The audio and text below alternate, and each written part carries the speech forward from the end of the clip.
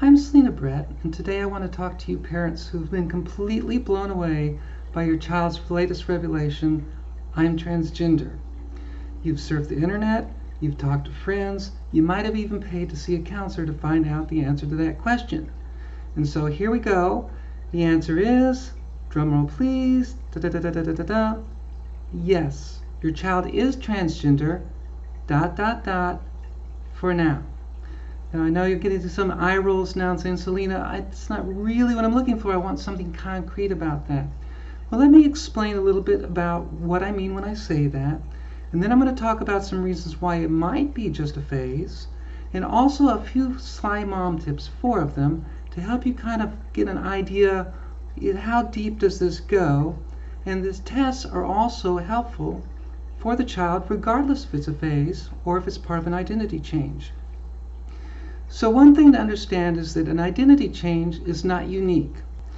We all go through them. We go through them in our childhood. When we're 2 years old, in fact, we go through this separation of mommy from being a baby, and we go through our terrible twos, asserting our identity in the most annoying way.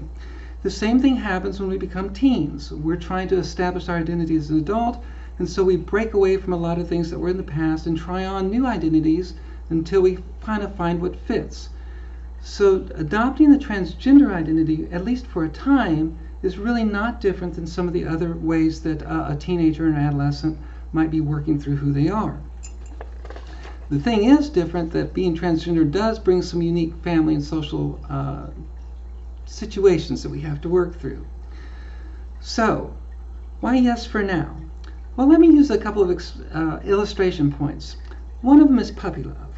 You remember back in the day when you were very young and you saw that cute boy or cute girl with the huge, gorgeous eyes and a big smile, and your heart just sank and just exploded, and everything, it was all over the place. It's all you could think of and all you could talk about was this other person. For you, it was a tremendously real experience, even if you were like 9 or 10 years old, and the last thing you wanted to hear was your mom or your dad or somebody saying, oh, it's just puppy love, it won't last. For the person experiencing puppy love, it is as real as can be, for now. Another illustration point is like that dream job. So sometimes we start to grow up and we think to ourselves, you know, this is what I would love to do. I'm going to start studying for that, and I'm going to practice for that, I'm going to get jobs to get to that. And we do. We invest a lot of who we are, completely believing that this is the job that's built for me. We get the job and there's this honeymoon phase. It's like, oh my goodness, this is wonderful. And even the problems don't seem like that big a deal. And then after a while, things begin to fade. And even though I've got the business cards and I've got the org chart and I've got the salary that says that this is who I am, one day I wake up, I look in the mirror really closely and I say, you know what? This is not who I am. So, how do I know that this transgender thing with my child then isn't just a phase, whether it's short-term puppy love or long-term kind of working it out? Excuse me. Well, there's several reasons that a child might be working through transgender as part of their identity. One of them is curiosity. Think back to the time when you were looking at, if you were a girl, looking at all the guys and wondering, I wonder what they talk about when they go out into the garage and start working on the car, working in the shop, or they go out hunting or fishing. And if you're a guy, not that the guys probably think a lot about it, but they kind of probably do wonder, what do all those girls talk about when they go off into the ladies' room or when they have those sleepovers? Being transgender allows an opportunity for a person to go into kind of that other domain and explore and find out what really is going on in there. Another thing that transgender helps to accomplish that might be just a phase is exploring sexuality.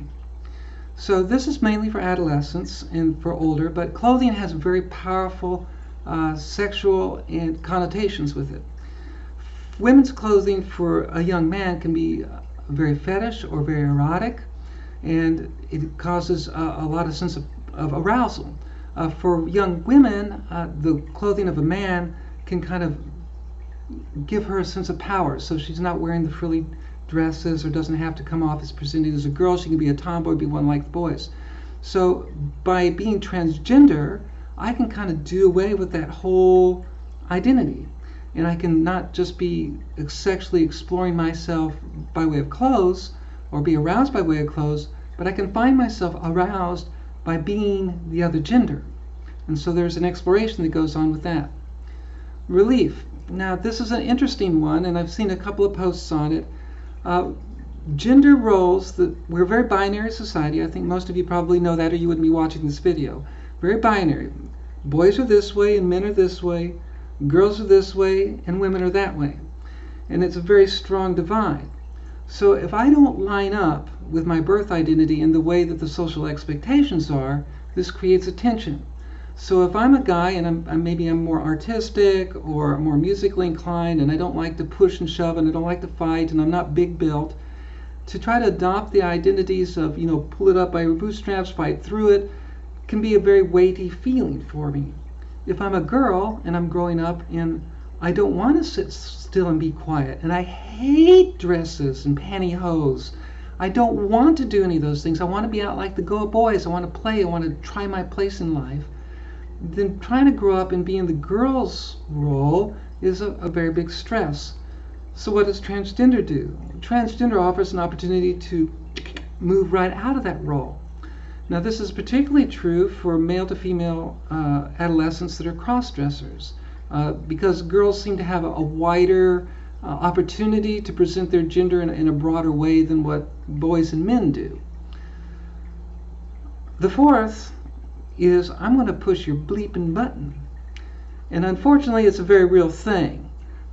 It's a reason, we talked about our 2-year-olds trying to break away from their identity, but the same thing is true with our adolescents as they try to break away from their identity. What better thing than to say that I'm transgender? You can push like 100 buttons at once. You can push your parents' buttons, you can push your family's buttons, you can push the school buttons, you can push the church's buttons, you can push society's buttons, all at once. And so all of these are reasons why it might be just a phase as your child's working through their gender identity. Okay, so Salina, you mentioned a few mom tests. I'd be kind of curious to hear what those are. Well, whether or not your child is going through a transgender transition or it's just a phase, there are a few things that we can do as moms to understand what's going on in our child's mind, help them understand what they're going through their child's mind, and it gives us a clue as to just how deep is this. So, here we go. Mom test number 1. 1 for 2 wardrobe change. Now, when our child comes out as transgender, we naturally want to be very supportive of them. And it's easy for us to say, okay, I'm with you, I'm on board with that. We're going to get rid of all your clothes and we'll buy you new clothes. And it's kind of neat for the child. You feel like you're being really supportive. And if you like to go out shopping, especially clothes shopping, it can be a fun adventure. I would say not so fast. I recommend this little test as you go along. Go through the closet first and get rid of everything that's like outsized and just, not there, that shouldn't have been there and it should have been cleaned out years ago. So that all you have are the clothes that are your child's size and what they would typically wear. And offer this deal. I will buy you something new for every 2 things that you put away. So you get rid of 2 tops, I'll buy you a top. You get rid of 2 bottoms, I'll give you a new bottom. Watch what your child picks. If your child is willing to pick out that favorite pair of jeans or the favorite shirt that they always wear and trade that up for something new, rather than that kind of shirt that they have to wear that Aunt Sally gave them last Christmas, then it's a sign that it probably is a bit more serious. Test number 2, picture-for-picture replacement. I've seen this on a few different places too, where there's some concern about what pictures are still in the house that still have the child in their old gender or their birth gender identity. And again, we want to be very supportive, so sometimes we think, oh, we got to clear out all the pictures of our house when they were a little boy or a little girl. And we have these blank spots on our walls and on our tables, and we think we're being very supportive. I would offer this. Let the child pick out the pictures and give the decision to you. So let's walk through the house with the child and look at the pictures where they're in it and ask them, do you want this picture to stay or do you want it to go? Now the reality is that whenever we go to our parents' house, they probably have pictures of us when we were younger that we think, oh my God, Mom, why do you keep this around? That was just a terrible phase. I was going through, I can't believe I had my hair that way. My face was all broken out. But our mothers love us and they keep them around the house. It's no different for transgender kids. So walk through the house and have them pick out what pictures they might want to stay or go. If it's like a wholesale get rid of everything, then insist on one or two that stays in your personal space. Whether that's where you do your computer work, or you're a craft person and you have a little craft area, or you're a kitchen person and it's in your kitchen area, wherever it is, one or two pictures stay mom's, because it's what moms have. We have pictures of our children. But here's the test. For the pictures that are gone, or even if your child says, no, I don't care if they all stay up, ask them to take a couple of pictures with them as their new gender identity and have those put up in prominent places in the house. Living room, family room, kitchen, wherever it is that people will see it as they come in. If your child is willing to do this, and bonus points if they're willing to take like a family photo and have that put up there, it's probably a more serious thing than just a passing phase. Test number 3. And I like this one a lot. This is probably my favorite one. Write a letter to grandma. Now, as parents, when our children go through difficult times, we often talk to our parents and let them know what's going on, particularly because grandparents and grandchildren have this unique bond, and there's nothing that our grandchildren could do that's wrong. Well, the transgender thing might be pushing that button that I was talking about earlier, so we kind of want to smooth the ground out and let mom and dad know that daughter-son is not really daughter-son anymore, it's son-daughter, and it's kind of complicated, and I'll talk to you about it later. Instead of you clearing the field, have the child write a letter. Have them write a letter to one or two close relatives and make sure that there are 4 things that are in this letter. The first time that they felt like they might not be the gender identity that they were born, why they're coming out now, what their name or how they want to be addressed by name and by pronouns, and where they see their future going in their new gender identity. These are very fair questions. And these are questions that will allow the child to work through in their own mind where they've been, where they are, and where they're going. This has bonus points because it also relieves you of the responsibility of being the intermediary between the family members, so the words are coming directly from the child. Now you're thinking to yourself, Salina, my child doesn't write, wouldn't even do an email on that. I'll say, fine. If you're not going to write, then do a phone call or Skype. Here, I've got the number. Let's call. Don't let them weasel out of this, because this is really the core thing to help the child understand who they are, presents it to the family, and it also helps you as mom understand where they're at right now. My last one is what I'll call trial runs away from friends. When we're young and we get into our friendship circles, they become very cliquish. You're either 100% in or you're 100% out. And that's what causes that, all that drama and tension when we're in junior high and high school. So the thing is that if transgender is kind of a thing that's going on right now, and they bond this way, it's like, oh, you're transgender, and so that's really cool, and I'm all here with the friends, and I can't believe the teacher thought that, ha ha ha. It's really neat when you've got that protective bubble of friends around you. It's a little bit different, in fact, quite a bit more different, when you don't have that bubble. So offer this. Ask your child to present themselves authentically in their new gender identity, and go out and let's do some things in public. We can run some errands, or we can attend an event for maybe one of the other kids where our trans child isn't going to be hanging out with their friends. Public places where your transgender child has to interact with other people that's not got their friendship bubble around them. This does a couple of things. It helps them gain confidence in their gender identity, and it's also kind of a clue for you.